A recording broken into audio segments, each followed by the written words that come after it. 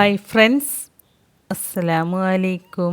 എല്ലാവർക്കും ഐഷ ശ്രീ വേൾഡിൻ്റെ പുതിയൊരു വീഡിയോയിലേക്ക് സ്വാഗതം.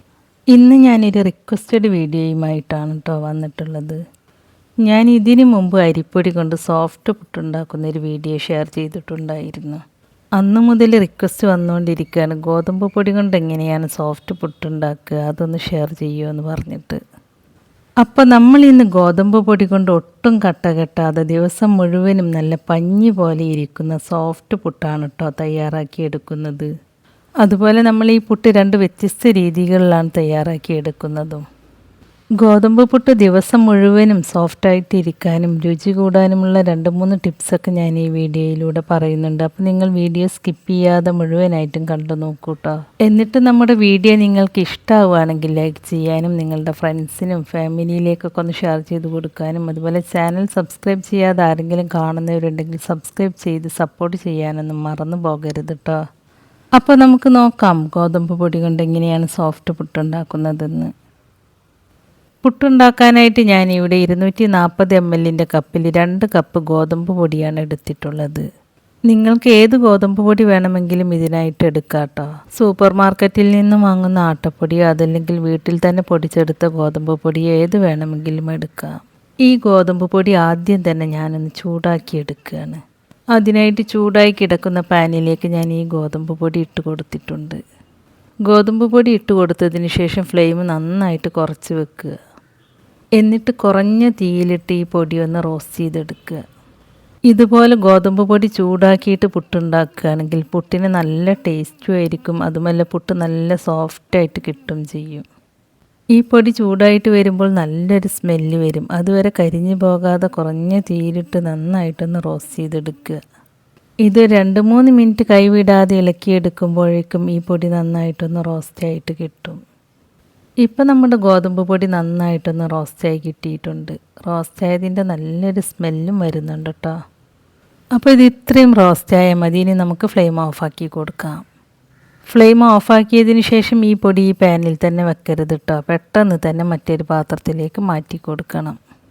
അല്ലാന്നുണ്ടെങ്കിൽ ഈ പാനിൻ്റെ ചൂടുകൊണ്ട് ഈ പൊടി കരിഞ്ഞു പോകും. അപ്പോൾ നിങ്ങൾ പെട്ടെന്ന് തന്നെ മറ്റൊരു പാത്രത്തിലേക്ക് ഈ പൊടി മാറ്റി കൊടുക്കണം കേട്ടോ.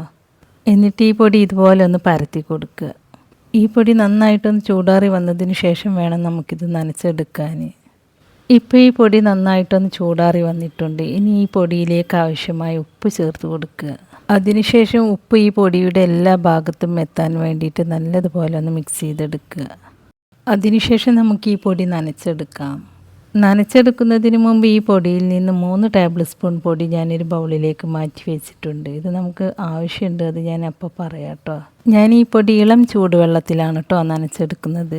വെള്ളത്തിന് ഒരുപാട് ചൂടുണ്ടാവരുത് കേട്ടോ. നമ്മൾ തൊട്ട് നോക്കുമ്പോൾ കൈ പൊള്ളാത്ത രീതിയിലുള്ള ഒരു ചൂടുണ്ടാവില്ലേ, ആ ഒരു ചൂടുണ്ടായാൽ മതി കേട്ടോ.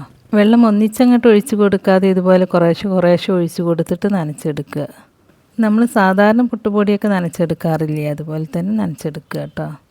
നനച്ചെടുക്കുമ്പോൾ വെള്ളം കൂടിപ്പോകാതെ പ്രത്യേകം ശ്രദ്ധിക്കണം കേട്ടോ. എനിക്കിവിടെ നനച്ചെടുക്കാനായിട്ട് വെള്ളം ആവശ്യം വന്നത് ഈ ഒരു കപ്പിൽ 1.25 കപ്പ് വെള്ളമാണ് കേട്ടോ. ചില പൊടിക്ക് കൂടുതൽ വെള്ളം വേണ്ടി വരും, ചിലതിന് കുറച്ചേ വേണ്ടി വരുള്ളൂ. അപ്പോൾ നനച്ചെടുക്കാൻ എത്ര വെള്ളം വേണ്ടി വന്നു എന്നുള്ളത് കറക്റ്റായിട്ട് പറയാൻ പറ്റൂല. വെള്ളം കൂടിപ്പോയാൽ ഇത് കട്ട കുത്തും ചെയ്യും, കുറഞ്ഞു പോയാൽ നമ്മൾ പുട്ടുണ്ടാക്കി കഴിഞ്ഞാൽ ഹാർഡായിരിക്കും ചെയ്യും. കൈകൊണ്ട് പ്രസ് ചെയ്തെടുക്കുമ്പോൾ ഇതുപോലെ കട്ടയാവും വേണം, പൊടിച്ചെടുക്കുമ്പോൾ പൊടിഞ്ഞു പോവും വേണം. ഇങ്ങനെയാവുമ്പോഴാണ് ഇതിൽ വെള്ളം കറക്റ്റാണെന്നർത്ഥം. ഇനി നമുക്ക് ഈ ഗോതമ്പ് പൊടി ഒരു മിക്സിയുടെ ജാറിലേക്ക് ഇട്ട് കൊടുത്തിട്ടൊന്ന് പൾസ് ചെയ്തെടുക്കണം. ഈ പൊടി മുഴുവനായിട്ട് അങ്ങോട്ട് മിക്സിയുടെ ജാറിലേക്ക് ഇട്ട് കൊടുക്കരുത് കേട്ടോ. ഞാൻ 2-3 തവണയായിട്ടാണ് ഇത് പൾസ് ചെയ്തെടുക്കുന്നത്. നമ്മൾ നനച്ചെടുത്ത ഗോതമ്പ് പൊടി മിക്സിയുടെ ജാറിലേക്ക് ചേർത്ത് കൊടുത്തതിന് ശേഷം പിന്നെ ഞാൻ ഇതിലേക്ക് ചേർത്ത് കൊടുക്കുന്നത് 1 ടീസ്പൂൺ വെളിച്ചെണ്ണയാണ്. വെളിച്ചെണ്ണ ചേർത്ത് കൊടുക്കുമ്പോൾ ഈ പുട്ടിന് നല്ലൊരു ടേസ്റ്റാണ്. ഇനി നിങ്ങൾക്ക് വെളിച്ചെണ്ണ ചേർത്ത് കൊടുക്കാൻ താല്പര്യമില്ലെങ്കിൽ അത് ഒഴിവാക്കാം കേട്ടോ. പിന്നെ നമ്മൾ നേരത്തെ മാറ്റി വെച്ച ഗോതമ്പ് പൊടിയില്ലേ, അതിൽ നിന്നും 1 ടേബിൾ സ്പൂണാണ് ഇതിലേക്ക് ചേർത്ത് കൊടുക്കുന്നത്. ഇനി നമുക്കിതൊന്ന് പൾസ് ചെയ്തെടുക്കാം.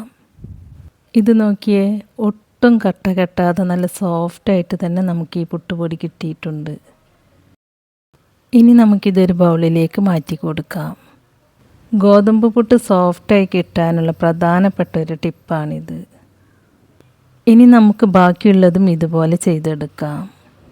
ഓരോ തവണ പൾസ് ചെയ്തെടുക്കുമ്പോഴും വെളിച്ചെണ്ണയും ഗോതമ്പ് പൊടിയും ചേർത്ത് കൊടുക്കണം കേട്ടോ. പിന്നെ പൾസ് ചെയ്തെടുക്കുമ്പോൾ ഒന്നിച്ചങ്ങോട്ട് കറക്കിയെടുക്കരുത്. ഒരു 2-3 തവണ നിർത്തിയിട്ട് വേണം കേട്ടോ കറക്കിയെടുക്കാൻ. നമ്മൾ ഇതുപോലെ കുറേശ്ശെ മിക്സിയുടെ ജാറിലിട്ട് പൾസ് ചെയ്തെടുത്താലേ കട്ട കെട്ടാതെ നല്ല സോഫ്റ്റായിട്ടുള്ള പുട്ടുപൊടി നമുക്ക് കിട്ടുള്ളൂ. ഇപ്പം ഞാനിവിടെ നനച്ചെടുത്ത പുട്ടുപൊടി മുഴുവനും മിക്സിയുടെ ജാറിലിട്ട് പൾസ് ചെയ്തെടുത്തിട്ടുണ്ട്. നമുക്ക് ഈ പൊടിയിൽ വെള്ളമൊക്കെ കറക്റ്റായിട്ട് തന്നെയാണ് കിട്ടിയിട്ടുള്ളത്. വെള്ളം കറക്റ്റായാൽ മാത്രമേ നമുക്ക് പുട്ടും സോഫ്റ്റായിട്ട് കിട്ടുള്ളൂ. ഇനി നിങ്ങൾ ഈ പൊടി മിക്സിയുടെ ജാറിലിട്ട് കറക്കിയെടുക്കുമ്പോൾ വെള്ളം കൂടിപ്പോയി എന്ന് തോന്നുകയാണെങ്കിൽ ഓരോരോ പൊടിക്കനുസരിച്ച് വെള്ളത്തിൻ്റെ അളവ് വ്യത്യാസം വരുമെന്ന് ഞാൻ പറഞ്ഞല്ലോ. അങ്ങനെ സംഭവിക്കുകയാണെങ്കിൽ നിങ്ങൾ ഒട്ടും ടെൻഷൻ ആവണ്ട. വെള്ളം കൂടുതലാണ് അല്ലെങ്കിൽ നനവ് കൂടുതലാണ് എന്ന് തോന്നുകയാണെങ്കിൽ ഒരല്പം പൊടി ചൂടാക്കിയിട്ട് തണുത്തതിന് ശേഷം ഇതിലേക്ക് ചേർത്ത് കൊടുത്തിട്ട് പൾസ് ചെയ്തെടുത്താൽ മതി. നമ്മൾ ഈ പുട്ട് 2 വ്യത്യസ്ത രീതിയിലാണ് തയ്യാറാക്കിയെടുക്കുന്നത്. ഒന്ന് നമ്മൾ സാധാരണ തേങ്ങയൊക്കെ ചേർത്തിട്ട് പുട്ടുണ്ടാക്കി എടുക്കും പോലെ തന്നെ. രണ്ടാമത്തേത് കുറച്ച് വെജിറ്റബിൾസൊക്കെ ചേർത്തിട്ട് കുറച്ചും കൂടി ഹെൽത്തി ആയിട്ടാണ്.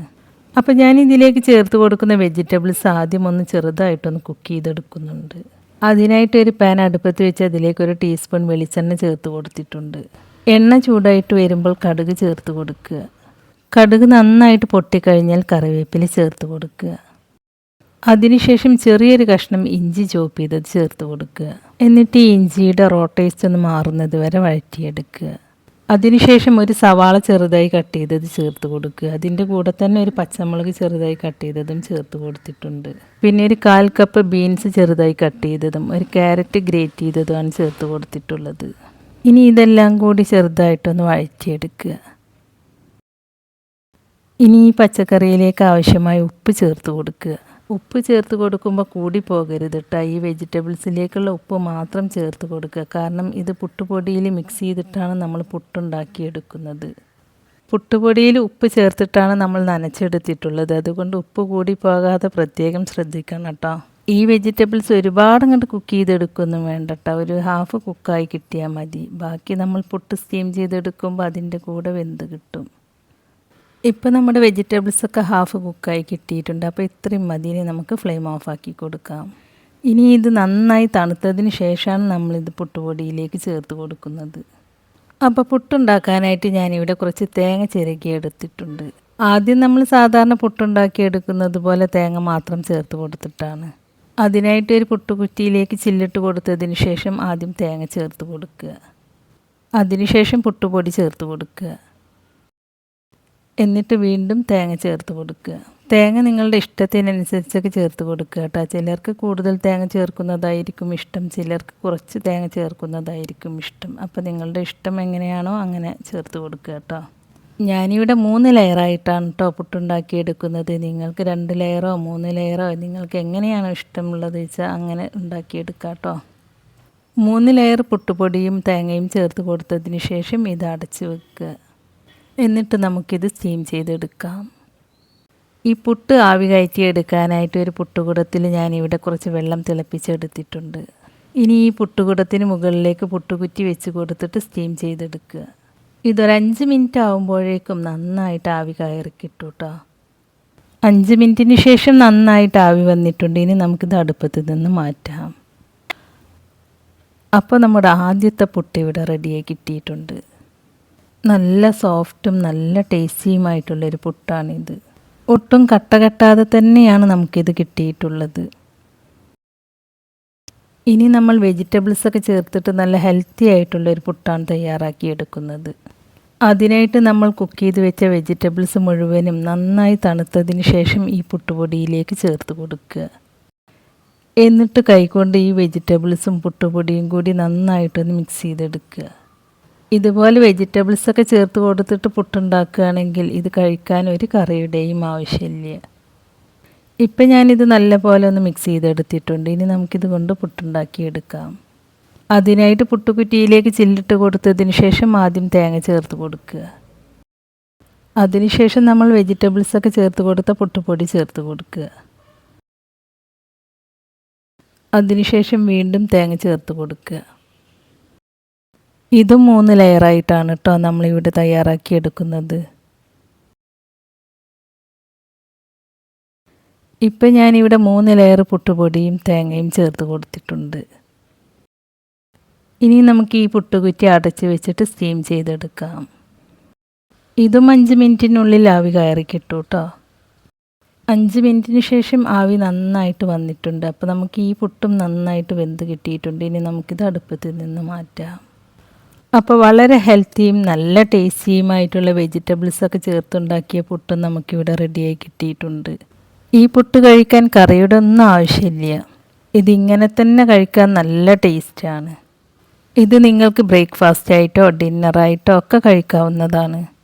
നമ്മൾ ഗോതമ്പ് പൊടി റോസ്റ്റ് ചെയ്തെടുത്തതുകൊണ്ട് ഈ പുട്ടിനൊരു പ്രത്യേക ടേസ്റ്റാണ്. അപ്പോൾ വളരെ ഹെൽത്തിയും നല്ല ടേസ്റ്റിയുമായിട്ടുള്ള 2 വ്യത്യസ്ത രീതിയിലുള്ള ഗോതമ്പ് പുട്ടാണ് നമ്മളിവിടെ റെഡിയാക്കി എടുത്തിട്ടുള്ളത്. ഇനി നിങ്ങൾ ഗോതമ്പ് പൊടി കൊണ്ട് പുട്ടുണ്ടാക്കി എടുക്കുമ്പോൾ ഇതുപോലെ ഒന്ന് ഉണ്ടാക്കി നോക്കൂ കേട്ടോ. തീർച്ചയായും നിങ്ങൾക്ക് ഇഷ്ടപ്പെടും. ഉണ്ടാക്കി നോക്കിയിട്ട് അതിൻ്റെ അഭിപ്രായം നമ്മുടെ കമൻറ്റ് ബോക്സിൽ എഴുതി അറിയിക്കാനും മറക്കരുത്.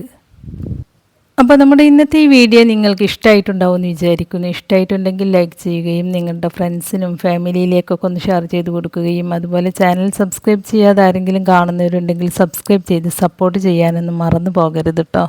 സബ്സ്ക്രൈബ് ചെയ്യുമ്പോൾ കൂടെ കാണുന്ന നോട്ടിഫിക്കേഷൻ ബെല്ല് കൂടി ഓണാക്കി വെക്കുകയാണെങ്കിൽ ഞാൻ പുതിയ റെസിപ്പീസ് അപ്ലോഡ് ചെയ്യുമ്പോൾ അതിൻ്റെ നോട്ടിഫിക്കേഷൻ നിങ്ങൾക്ക് കിട്ടുന്നതാണ്. അപ്പോൾ ഇൻഷാ അല്ലാഹ് പുതിയ റെസിപ്പീസുമായി ഞാൻ വീണ്ടും വരാം. Thank you.